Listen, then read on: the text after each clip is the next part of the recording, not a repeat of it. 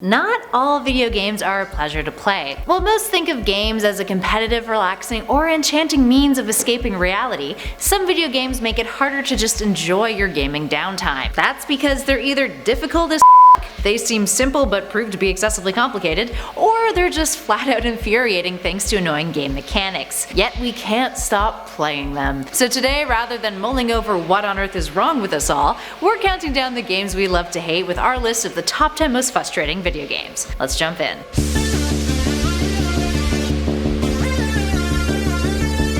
In at 10, Battletoads. Let's start off our list with a game that has a brand new installment, Battletoads. The original Battletoads is notorious for being difficult. Released back in 1991, it's a beat-em-up game starring 3 anthropomorphic toads that was created in response to Teenage Mutant Ninja Turtles. It's highly considered to be one of the hardest games ever to be released on the NES, with many believing that completing the game is only achievable when playing co-op. But thanks to a fun little mechanic in which co-op players can damage one another, you can't get too close to your partner or else suffer from unfortunate consequences, which is hard to do when you're moving so darn fast. And don't even get us started on the Turbo Tunnel mission. No thank you. And at number 9, Dota 2. Many gamers feel as if the Dota community is one of the most critical online gaming communities out there, with small mistakes never taken lightly, regardless of whether or not you're new to the game. Luckily, this frustration tends to cease if you manage to get beyond the new player blues. But if you are a casual player, some feel that the toxic behavior of some other players can make the game next to impossible to actually enjoy. Some players even think of it as a game that's not designed for casual play, since the initial learning curve is quite steep. Thick skin is essential for this one, friends. Or like, maybe people could just stop being so damn toxic online.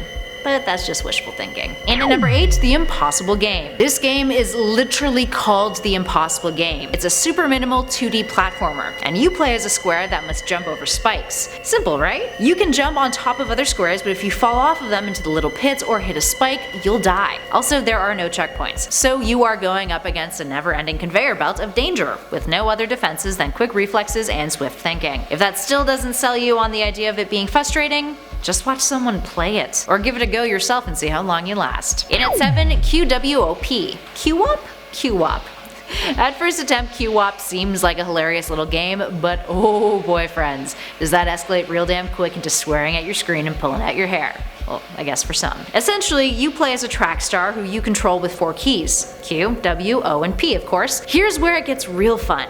The Q and W keys control your right and left thighs, while the O and P keys are your right and left calves. The goal here is to sprint, but even trying to successfully get into little tiny lunges is a real challenge. You're also technically competing in long jump, so at the end, you need to jump. And, well, you can take a guess at how difficult that is. And at 6, Hotline Miami. Hotline Miami is a ridiculously fun game that at times can be oh so frustrating. How so? Well, because in order to really be successful in the game, you need to combine precision and speed when executing your attacks against your foes. Otherwise, you'll find yourself getting killed more times than not. It's the kind of game where a single enemy can take you out if you're not careful. Luckily, the retro style and dope music help make getting killed and having to restart a little bit easier to digest. And at number 5, Sonic 06. It's not just difficult games that land on our list, friends. Games that are incredibly poorly made and have a devoted loyal fan base definitely count as frustrating too. And Sonic the Hedgehog, also known as Sonic 06, is by far one of the most frustrating games to play for that exact reason. It's got a narrative, its level design is awful,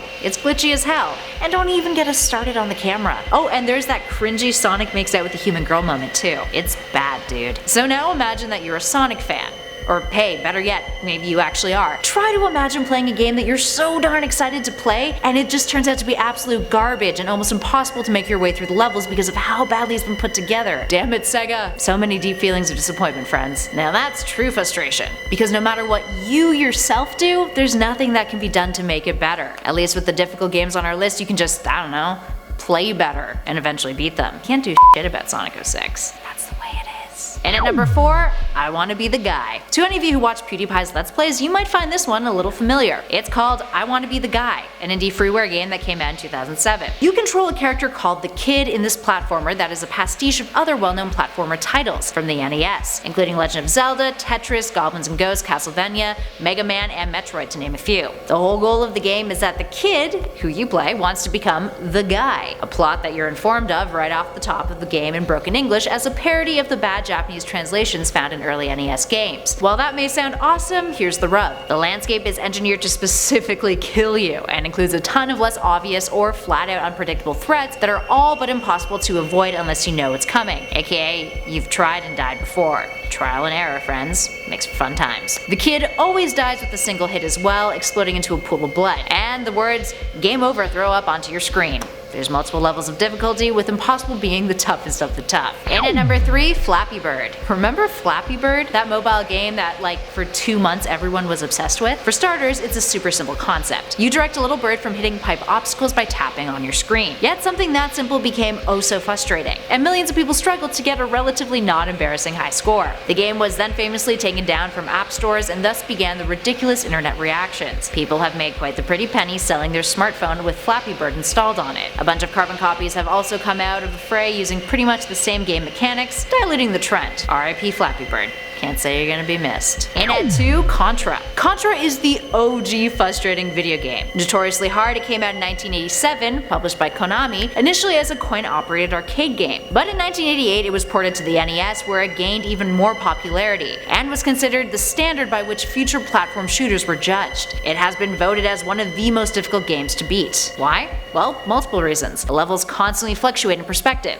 You have no armor, and no life regeneration, and no cover. Plus the tiniest of mistakes means you can easily end up dead. It's also the reason why the Konami code is famous. It's a cheat code in which if you press a specific sequence of buttons on your controller, cheats are enabled. While the code was created for the NES in 1986 for the game Gradius, it was popularized in Contra since many a player felt the code was a necessity in order to survive in the game. It gave you additional lives rather than just the 3 that you started with. But even with 30 lives, it was still pretty darn hard. And last but not least, in our number 1 spot, Dark Souls. There's a reason why so many people believe that Dark Souls is the most difficult video game series to play, and yeah, we're putting the whole darn series on our list at this number. So regardless of whether or not you are of that opinion, the Dark Souls series is by far one of the most tedious video game series to play, if not rewarding because of it though. Dark Souls can be unforgiving. Some say playing it makes you a masochist. Why? Well, the regular enemies you come across are all incredibly powerful. There's random traps, the bosses are tough, items that heal you are limited, and you die often, meaning there's lots and lots of repetition. Those who love the game and commit to it speak highly of the kinds of determination, practice, and strategy that go into mastering a game like Dark Souls. But for some of you who just want to go around and slay a bunch of fantastical creatures, Dark Souls may not be for you. It's a different kind of beast, friends. Some feel that the first Dark Souls is by far the most difficult and therefore the most frustrating, but many a player feel that that title should go to Dark Souls 2.